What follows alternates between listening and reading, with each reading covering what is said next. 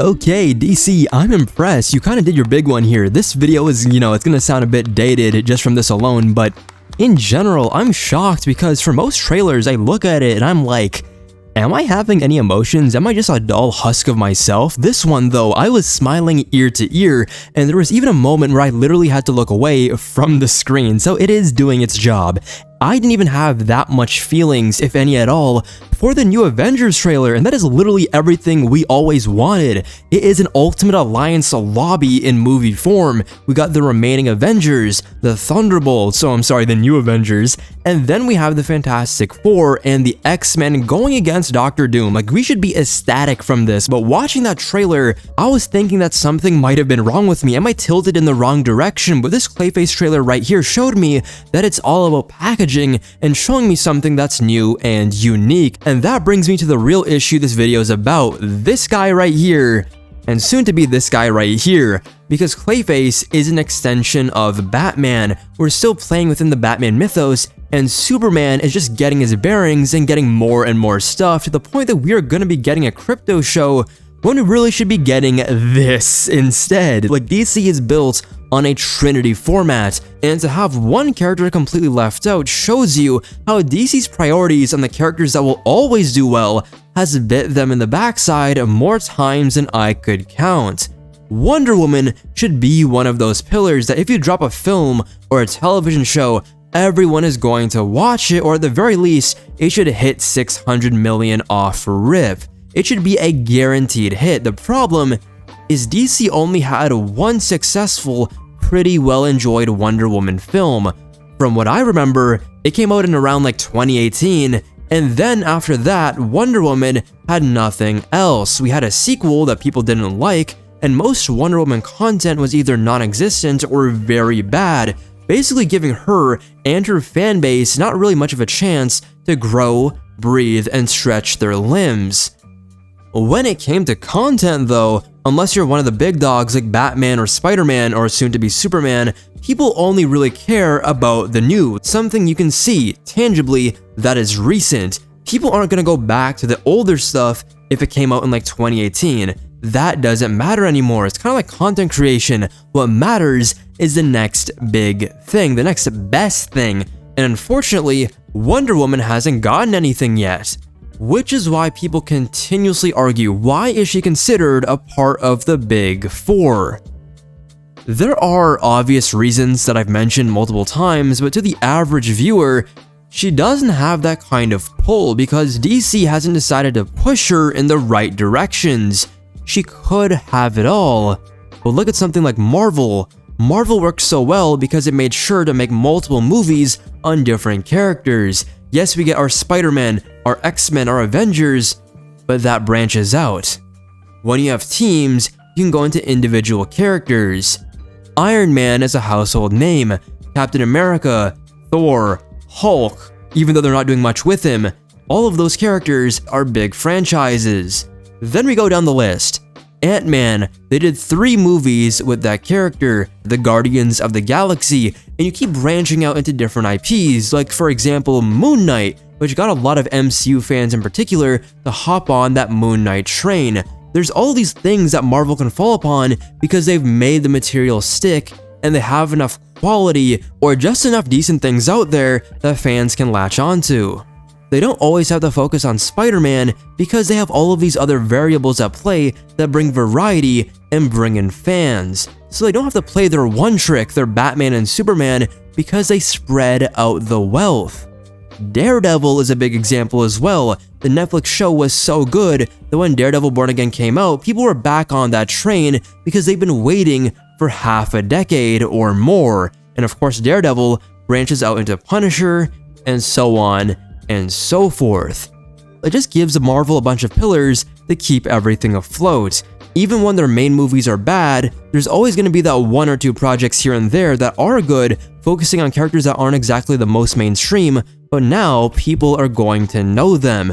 Because I guarantee you, most people won't say their favorite character is Silver Surfer, but everyone knows him.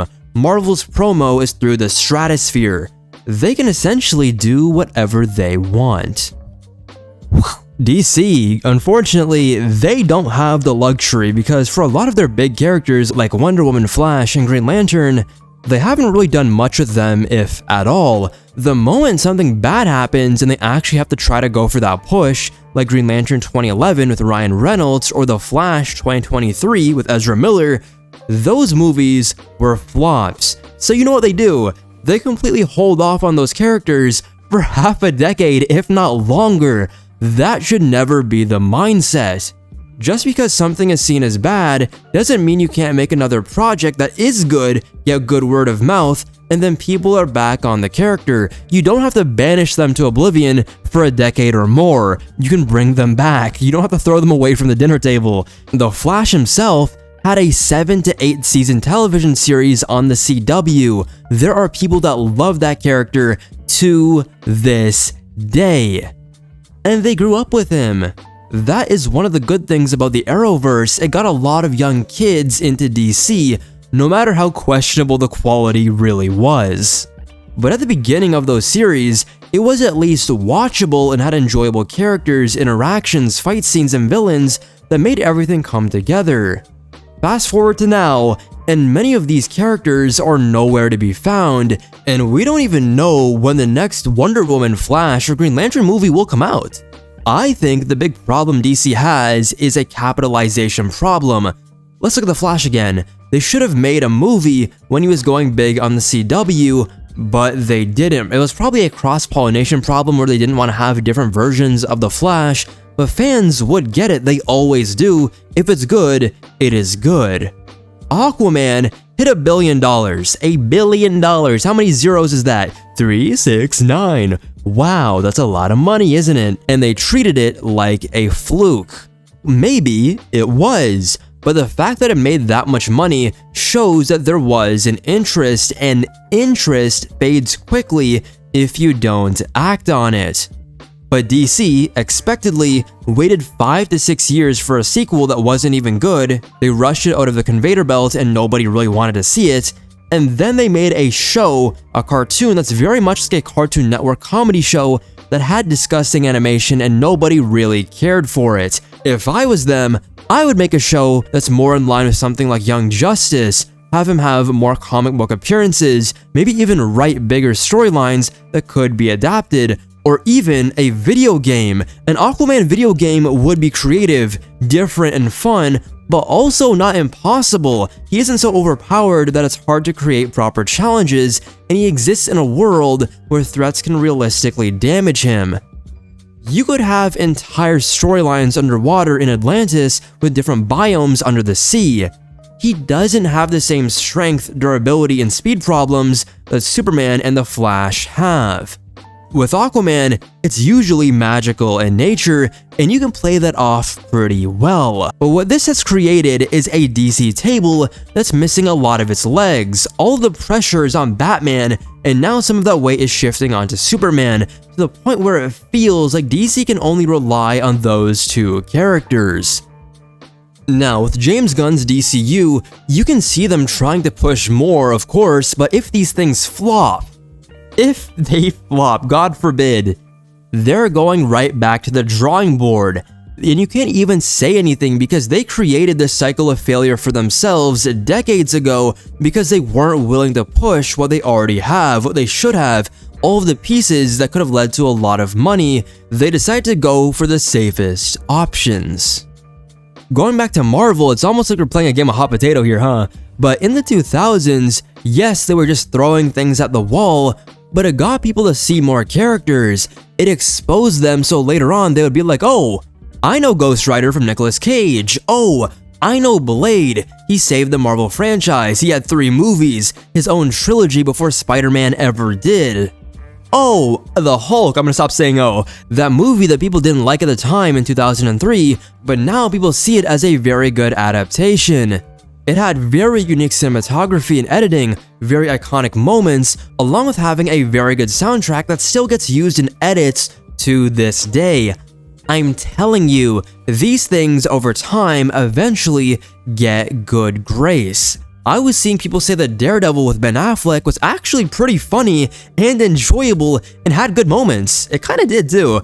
I saw people reacting to it on TikTok with a lot of interaction saying, "I really enjoyed this version. I'm telling you, even if the film was bad at the time, they shouldn't feel worried to shoot their shot." Look at Amazing Spider-Man 2, this is the biggest example. The switch up to glaze that film has gotten is absolutely preposterous. You got me using big words, because that film is not good at all. Don't let anybody tell you anything different, but what did it have? Good acting on the main characters for the most part, one of the best Spider-Man performances of all time, really good CGI, really good swinging, very good action scenes, and a really good soundtrack. So everything, if you put it together, was really good, except the plot. If you look at the scenes individually online, you can see how somebody could really enjoy the film. The moment you watch it, though, consecutively, is when it all falls apart. Luckily, though, people don't do that. As I've said before, people don't go back to watch entire things. They look at clips to reminisce on the good parts of their memories. That was the foundation, no matter how bad the films were. Look at Deadpool and Wolverine. They were able to have a whole cameo fest of these 2000s characters because of that nostalgia, and it led to a movie that made $1 billion off characters people once said were in horrible films. This is what gives Marvel the leg up. The only thing comparable for DC is the DC animated universe and the entire line of animated cartoons that are beloved to this day, along with others from the 2010s like the Green Lantern animated series or Young Justice. The problem is some of them last in the public eye and others don't. Shows like Young Justice stay in the collective consciousness because they're always on Netflix or HBO, but other projects aren't so lucky. But if we were to go back to film, what was DC doing in the 2000s while Marvel was popping off? They had a Superman film, okay, a very successful Batman trilogy, some spin-offs here and there of movies that people never even watched, some Elseworld projects, Watchmen, and some Vertigo projects like V for Vendetta. Things that didn't really line up with the core DC brand. A lot of people don't even know what I mentioned is DC.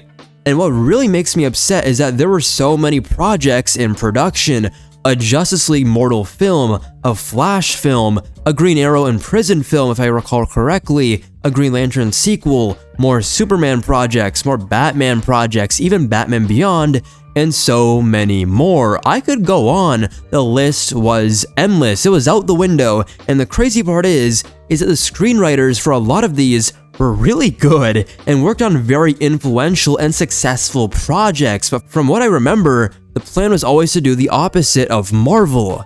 Start with a Justice League film, a team film, and then branch into solo films. That would have been one of the coolest approaches because it flips the formula. They didn't have to reinvent the wheel the way the current DCU is trying to do.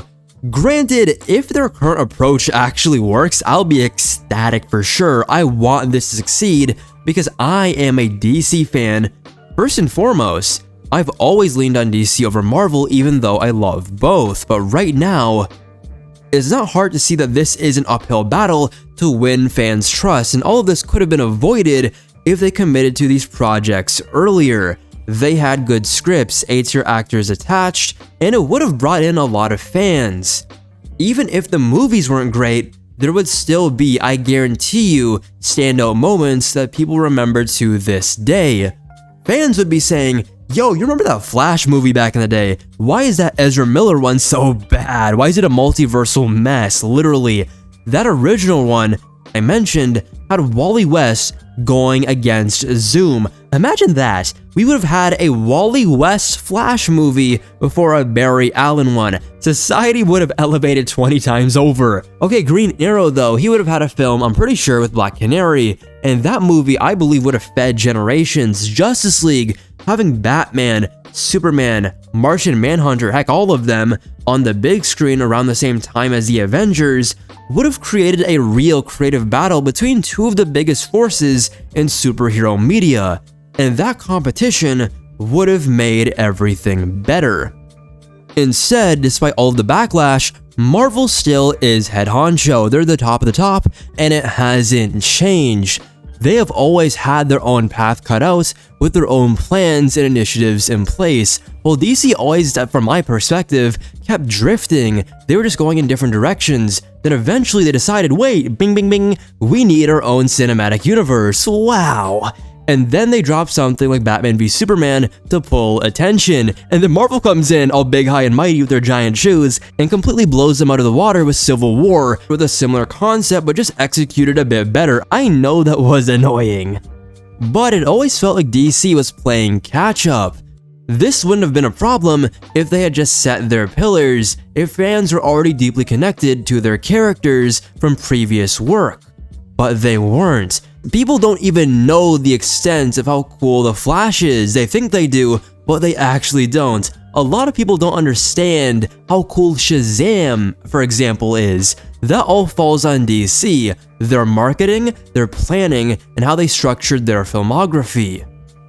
What makes it worse is that DC has so many characters that constantly trend online without any movie adaptation. They're doing it purely off the cartoons and off the comics. Red Hood, for example, Nightwing, these are characters that people love to cosplay, talk about, post edits of. In Nightwing's case, I'm pretty sure he was in the top 10 most searched Halloween costumes of 2025. This is how deep it gets, yet DC doesn't capitalize on any of it. There are so many conceptually great characters: Animal Man, Mr. Miracle, The Question, Booster Gold. These characters randomly blow up online, getting hundreds of thousands or even millions of views and likes, and nothing comes from it. Even something like Superman 2025, it got people to love Mr. Terrific out of nowhere. That's the signal right there. Those are the characters you branch out with and turn into household names, especially because they offer something different from what Marvel is doing.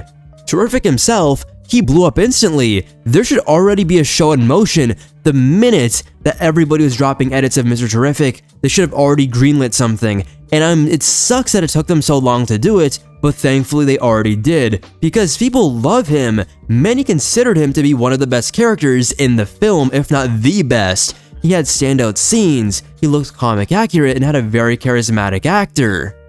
He doesn't seem like an obvious household name, but neither was Iron Man at one point. Nobody expected Iron Man to become the face of Marvel. You would have thought it would have been somebody like the Hulk based on prior popularity, but it didn't work out that way. Same thing with Loki. He became such a strong presence that he got his own successful TV show. At this point, I could safely say a lot of fans like Loki more than Thor, which to me is crazy, but from an MCU perspective, it makes sense, and it proves my point. You can't always predict what character is going to take off.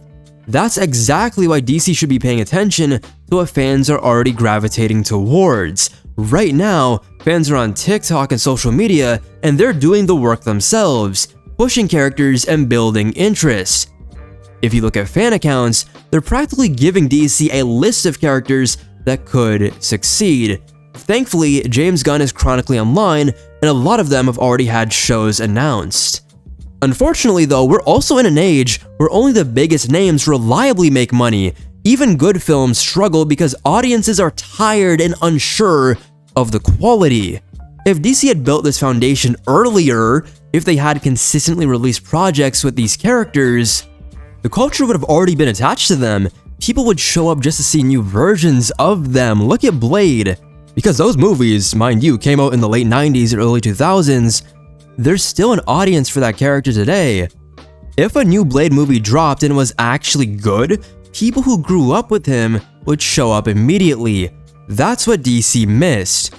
Now they're trying to push more obscure characters, which isn't a bad idea, but it's harder to make that work financially when the foundation isn't solid. Again, they should have done it decades ago, and now they're falling behind. You need all the legs of the table built first, and DC never fully did that. Their pillars, their main Justice League members who represent them, their Batmans or Supermans are there, yes, but Wonder Woman, Flash, Green Lantern, Aquaman, they're kind of in the wind right now, and that is very unfortunate. But yeah, guys, let me know down below, what do you think? What should DC focus on more? Their pillars or characters that are very unique and different to the normal superhero genre that'll bring in new people. Clayface, for example, is bringing in horror people and horror franchise lovers because of the new genre shift. Should they be doing more of that? Should they get fans of different genres and try to roll them into the superhero bubble? Maybe. Right now at this point, there isn't exactly a right answer. But yeah, guys, let me know down below. Remember to like, subscribe, and turn on post notifications so you know